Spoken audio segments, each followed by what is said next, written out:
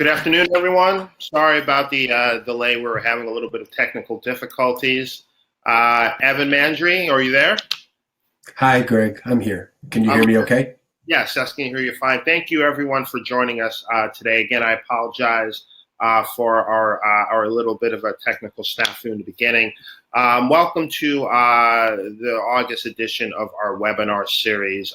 Today, we're going to discuss what the Supreme Court means to the abolition movement. I'm honored to be joined by Professor Evan Mandery, who's a professor at law at the John Jay Criminal Justice Institute here in New York City. Welcome, Evan. Thanks, Greg. I'm glad to be here. Before we start, I just wanted to see if you were able to give us a little bit of an overview of the state of the death penalty with regard to the Supreme Court. Are there any past decisions in recent years that will negatively or positively impact the abolition movement, or what future cases that you might see coming up the pipe that will come before the court with a new justice? Well, to me, the most interesting recent decision was a case called Hidalgo versus Arizona, in which the Supreme Court didn't grant cert. And you basically got kind of what the lay of the land there was. And it was a 5-4 decision and aligned as you would have expected. And what was really significant about that case was that it was a challenge based on the application of the death penalty in Arizona, that basically the aggravating factors as used were, as written, were too inclusive. And I can go back and define this, but I'm guessing this isn't exactly the average audience. So the seminal Supreme Court cases, Furman from 72 and Gregg from 76, really were literally focused on the arbitrariness of the death penalty. And this was the first challenge that took kind of that challenge seriously and said, okay, not the death penalty is immoral or inherently cruel and unusual, but as administered in Arizona, it doesn't meet the mandate of Furman. And I think what you saw there was you were close to having 4 votes. You had 4 votes. And then the question, of course, was where Kennedy would have gone. And that's been debated extensively, but I think the chances just diminished greatly, or are about to diminish greatly. Well, you had mentioned Justice Kennedy. Can you describe the importance that Justice Kennedy had to the abolition movement and how his voice will be missed moving forward? Right. So, I think in some of what's been written over the past 6 months, Kennedy's record gets misstated a little bit. I mean, he was definitely a conservative justice, but he was moderate on criminal justice issues. And life without prison for juveniles, and showed an open mind in the context of at least some applications of the death penalty, not whether or not it was inherently unconstitutional. So there was at least the chance of a vote there, which clearly isn't going to be possible with Alito or with I guess Justice Roberts actually is a 1 in a million chance, but no chance with Thomas whatsoever, no chance with Alito whatsoever. So, you had a lot of your hopes resting on him. And, Kavanaugh doesn't have much of a record specifically on the death penalty, but I mean, his record in criminal justice cases seems to lean pro-prosecution. So I don't think you have much hope there of getting that 5th vote. Can you explain some of those criminal justice cases in which Kavanaugh has ruled upon and opined upon that might be problematic for the abolitionist movement? Yeah, I mean, I don't know that there's. I really feel like the death penalty is kind of a special case, and so you don't have a ton of direct evidence about what his thinking about that would be. I mean, you do need somebody who's at least willing to see the Constitution as an evolving document, right? Since the death penalty is explicitly referenced in the Constitution, and you need, I think, an openness to kind of reevaluating some of the social science evidence, which the court has been generally receptive to. So we're extrapolating there, and I don't see anything in his record, since he's, clearly a Federalist Society guy, that would lead us to have any optimism about being responsive to the type of arguments one would need to credit for the death penalty to change in the U.S. And we have some people who are following this webinar. Please feel free to put any questions into the chat area, and we will get to your questions as we proceed forward. You were actually mentioning the Federalist Society, and they have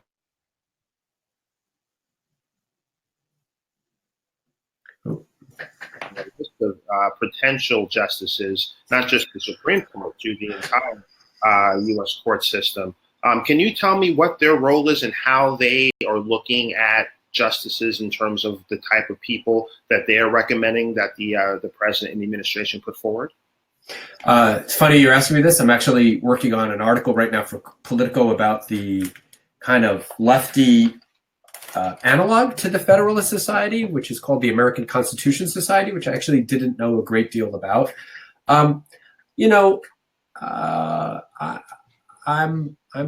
moderate in a lot of ways, and I really try to call them as I see them and be fair to both sides. So I don't think being a conservative justice, kind of saying that you think the Constitution should be taken as written and not reinterpreted based on changing times, is an inherently a political position one way or the other.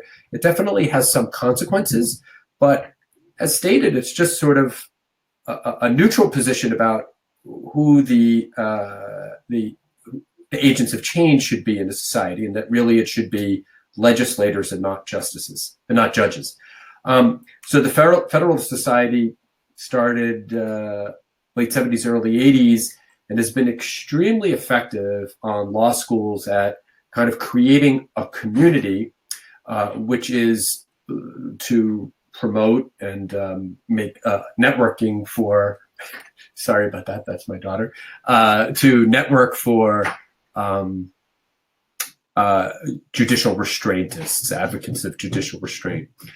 And interestingly, there was really no analog. When I went to law school, I don't remember any analog for it whatsoever. And the American Constitution Society has tried to kind of build up a similar network, but the Federalist Society has really outspent them and out-organized to this point. And it's not exactly right, a political dialogue. I mean, I'm sure you have people in the room right now, I presume everybody that's in the room are against the death penalty, but that doesn't mean that they necessarily have the same views on every other issue. You could be pro-life or pro-choice and be against the death penalty. They're not necessarily lockstep with one another. Let's talk a little bit about the actual where we are with regards to capital punishment. With the risk of executing innocent people, the rights to protect people with reduced mental capacity, during racial bias, the kind of process, and a commitment to the Eighth Amendment's prohibition that forbids torture as a means of execution. These all hang in the balance in the future. And with so much at stake, can you explain why that we must be so certain that the next who's confirmed is committed to the rule of law, to due process, and to approach in every case with a fair, open, and inquisitive mind? Well, I mean, as you ask the question, I don't, think that Neil Gorsuch or Clarence Thomas or Sam Alito doesn't respect the rule of law.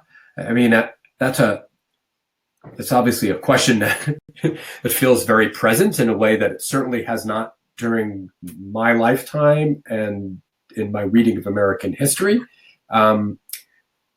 So I think there's a difference between saying that their view of judicial interpretation isn't necessarily the one we agree with, and saying that they don't respect the rule of law, right? So, real test of do we respect the rule of law is, are we going to imprison political opponents? Are we going to impose martial law? Are we going to refuse to seat a duly elected Supreme Court justice? What happens if the president is indicted and the marshals come to take him away? Do we leave that to the courts to decide? That would be a real constitutional crisis. Or, do we say he kind of unilaterally gets to decide that? So those are real rule of law questions, right? Now, questions about constitutional interpretation. Again, I think Kavanaugh is, and this is relieving in a way, and I thought Gorsuch was too, they are very much establishmentarian nominees. These wouldn't have been extraordinary nominees, if Bush had put someone like this forward, or Reagan. I think this wouldn't have been seen as especially traumatic. I mean, if you're on our side, it would have been a loss, but it would have been kind of the spoils, the expected spoils of that political victory. Whereas if he had nominated, Mike Lee or Jeff Sessions or Michael Cohen, those would have been much, much more challenging. So I feel like kind of the path we're going down it's bad news, but it's bad news in sort of a predictable way. Law schools will still kind of teach the same way, whereas I think post this presidency, people who teach classes on executive power will revise their curricula much more significantly.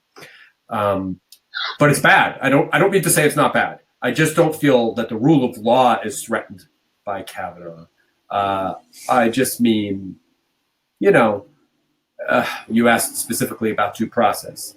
Do kind of the right-leaning justices take due process seriously in the context of capital cases? They pay a lot of lip service to it, which is frankly relieving. I never would have said this before, but I'm relieved when I wish the president would speak in due process terms instead of just, dismissing the press or anyone who disagrees with him politically.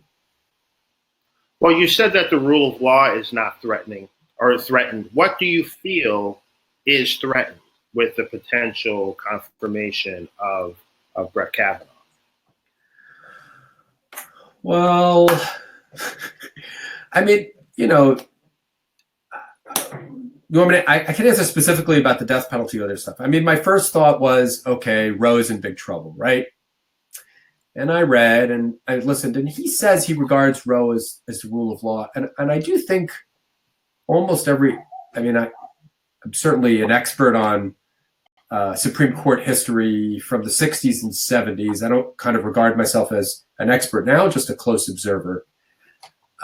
They're all institutionalists. They all care in the way that our current president is not an institutionalist. He doesn't care about preserving the integrity of the branch of the government that he's been appointed to lead, whereas every other president did. Supreme Court nominees, even Gorsuch and Kavanaugh, this is what I mean by they're conventional. They want to preserve the credibility of the court, and that leads you down certain paths. So I don't feel any of that is threatened right now. Now, kind of on transient social issues, do I think it's good news for? I don't think it's good news for, like, if you want to see the death penalty overturned on a federal constitutional basis or life without parole, that's bad. Will you see an erosion of abortion rights? More restrictions upheld? Probably. Ironically, it might be good news in terms of certain civil libertarian considerations, restrictions on search and seizures, right? There's not, in the legal community, kind of being a strict interpretivist is traditionally liberal in the sense, liberal, like restrictions on government power. So look, this is not traumatic. It's just in the death penalty story, the death penalty is going to end. It's just a question of whether it takes 50 years or 10 years or 5 years. Okay. We were close to, we were at one of those fulcrum points in American history where there was close to a majority to kind of get rid of, you're down to a handful of outlier states, really outlier counties that are responsible for all of the executions. And the question is, how do you end that? And kind of the cleaning up could be done by the court. That's not going to happen right now. That's the sad part of this. And once again, feel free to enter your questions into the chat. We'd be more than happy to get to them as the webinar proceeds. I was reading an interview that you had given about 5 years ago, and you had just stated it again, that you do feel that the death penalty at some point and someday will be ruled unconstitutional. About 2 years ago, we had pretty much a high watermark of individuals in a recent poll, that had stated their opposition to the death penalty, and it was probably the highest moment that we've had since the 1970s. But in a poll released in June, we've seen those people in favor of capital punishment for people convicted of murder. That's been down to 55%, which is up to 55%, which is down from about 49% about 2 years ago. What explanation do you have that you can apply to this newfound kind of support for capital punishment, despite the fact that we've seen states abolishment? And as you're saying, we've seen very few places and localities that actually still hold the death penalty. Well, my first answer is just sort of general optimism about human nature and the arrow of history. I mean, I believe people are rational, and if you learn about the death penalty, it just serves no purpose whatsoever, right? I mean, there are a lot of ways that get you to the same position. What surrounds the recent uptick? I mean, you understand there's a lot of variation in how you ask that question. I know, Greg, you have a background in politics, so how you particularly frame a question has a great deal of effect. And then you also have a lot of sample variation, right? So that's the most recent Gallup? Is that kind of internally, is it internally consistent longitudinal data? Like, is it the same? Is that the most recent Gallup poll? I don't remember seeing it. Or is it something else? It was a Pew poll. Oh, okay. So, I mean, I think the interesting track is, the Gallup's asked this question since the mid-'60s. They more or less ask the same question. Or to go with the GSS, the General Sociological Survey, which asks the question in the same way and has for a long time. So if you have different pollsters coming in, you're going to see variation in results. I mean, I don't think there's any doubt that over time, the trend has gone somewhat downward. It goes more slowly than you would like. I just can't imagine, because it doesn't work, that over time people are going to be like, oh, well, we got to go back to it because it deters. Well, it doesn't deter, or it deters infinitesimally. It's certainly not as much as taking all that money that you spend and spending it on cops would. So I think people are rational, but I don't know. I guess I've had moments of wondering about that, but it still seems like a majority of people are rational, and I think that's the direction that the arrow of history will bend. But things could change. I guess if we stop educating people in schools, or we, close public colleges, sure, things could get worse. Things go. I'd like to say hello to Donna from Indiana, David from Southern California, Linda Fox from our good friends at Death Penalty Focus, Maria Castillo from the great state of Texas, Jacqueline Lensman from Washington, D.C. has a question. She asks, what are the influences that have led to a fulcrum phase? When I say that kind of fulcrum, like, history's hanging in the balance, I have this idea of like kind of, historical crossroads, but really highly leveraged crossroads. And history is so nuanced. So, the point is, there are 4 justices right now who I think were the right case presented would end the death penalty. And Kennedy was a 5th. Very contentious disagreement in the abolition community about whether that's really true. One of my best friends is Michael Meltzner, who was one of the litigators of Furman versus Georgia, Associate General Counsel at the NAACP Legal Defense Fund. He thinks I'm crazy. He doesn't think Kennedy would have done it, but clearly had the 2016 presidential election gone the other way, well, then there would be a clear 5-judge majority to do it, maybe a 6-3 majority to do it, right? So had Merrick Garland been confirmed and then Kennedy retires, the Supreme Court never leads public opinion too much, but there's a broad enough consensus as expressed through the reluctance of states to execute people that it's on the way out. I mean, the United States is, I don't know if you've ever seen this list of like democracies that continue to execute people. I mean, it's a national embarrassment, and I'm sure the justices know that. So that's it. Sorry, Merrick Garland and Kennedy were a real lost opportunity. Indeed. We have a question from Christine Mertens. She says, the abolition process seems to focus on pharmaceutical companies' involvement with lethal injections. Is there a chance that the Supreme Court will impact this issue?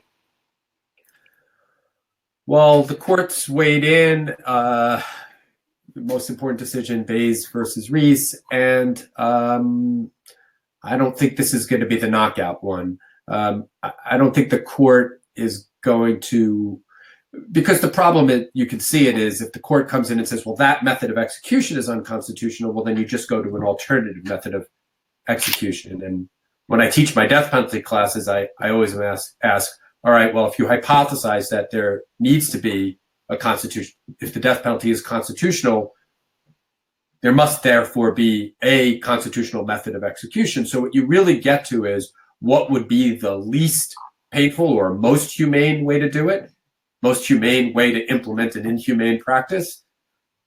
And that's more or less, that's one among many arguments that the court credited instead of saying, okay, we're not going to get too involved in this. If you want us to strike it down, you're going to need to show a clearly more humane alternative. I think the two most likely routes to a constitutional abolition of the death penalty would either be that you get to an overwhelming number of states that have rejected the practice. So you're in the 40s, and then you're just down to, okay, what do we do about Texas, which is continuing to execute people, right? And Texas is half of the death penalty, has been half of the executions in the United States since the 70s. And so I think that's one thing, broad state consensus, or really good sociological, criminological data that the death penalty is grossly arbitrarily applied. And the states are put back to the challenge of, not as they did in Furman, saying, okay, come up with a few aggravating factors, but we won't look very carefully at what they are. Saying you're going to have to pick and choose the murderers that you say should be eligible to die. And then you might end up with a death penalty in the United States where it's like restricted to cop killers or something like that. And could hate me for this, I think that would be an improvement, actually. But those are the pathways, I think. And speaking of Texas, they do have 2 executions planned for later in September. Please check the NCADP Twitter page for ways that you can get in touch with Governor Abbott to oppose the execution of 2 people coming up in late September. We have another question from our audience from Michelle Kukunis, and he writes, what could the court do to help make a restorative justice impulse possible instead of the string them up policy or the impulse today that even wants an execution, even as it wanes in execution? Well, I mean, I have a colleague who's a kind of a founder, really, of the restorative justice movement. So I've read a lot about it, and I'm an admirer of it. I think it's the right impulse. I don't know that it'll be a Supreme Court-driven impulse. I mean, if you go back to the early part of the conversation when we talked about the Federalist Society and judicial restraint and the Kavanaugh nomination, really that impulse is federalist. It's let states decide. Don't federalize questions. So if a state wants to implement a restorative justice model, the Gorsuches and the Kavanaughs of the world would say, fine. I mean, unless they're utterly disingenuous, which I actually don't think they would be. They just would say, their answer is, don't look to us to do this for you. We won't impose a restorative justice model, but we'll certainly give you the leeway to do it. And in some ways, that that may be the answer that you want. So, for lack of a better phrase, which judicial qualities that from the abolitionist movement that we should look for in a potential future Supreme Court justice? Like, what should we be looking at in terms of the way that they look at an approach to law that we should say they're favorable or not favorable? I'm going to give you one quality which would have changed the face of criminal justice in the United States. It's receptiveness to social science data. So again, if I were surveying random Americans, I wouldn't expect that any of you know this, but probably almost all of you or all of you know about McCleskey versus Kemp. And Furman and Gregg in the 1970s, well, I don't think they would have changed the face of criminal justice in America, right? Death penalty isn't the only harsh punishment that you can imagine. But McCleskey versus Kemp, which was a case in the mid-'80s based on racism in the application of criminal justice, that would have changed criminal justice in America, because that would have opened the door to using social science data to evaluate, inform whether a criminal justice practice, a punishment practice, is constitutional.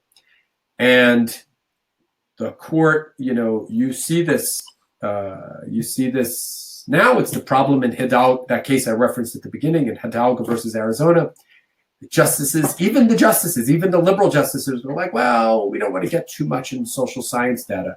And it's really hard to understand how much of a failure the death penalty is unless you're actually willing to look at the way that it's applied. And there really is no question, right? I mean, we don't need much data to know that the death penalty is used exclusively against poor people, right? Disproportionately against people of color, and grossly disproportionately against people who kill white people, which is kind of an alternate irony of this. That's the one quality in a justice that I would wish. They were actually modern in their use of data, and not like, whoa, if it involves more than addition and subtraction, I won't do it.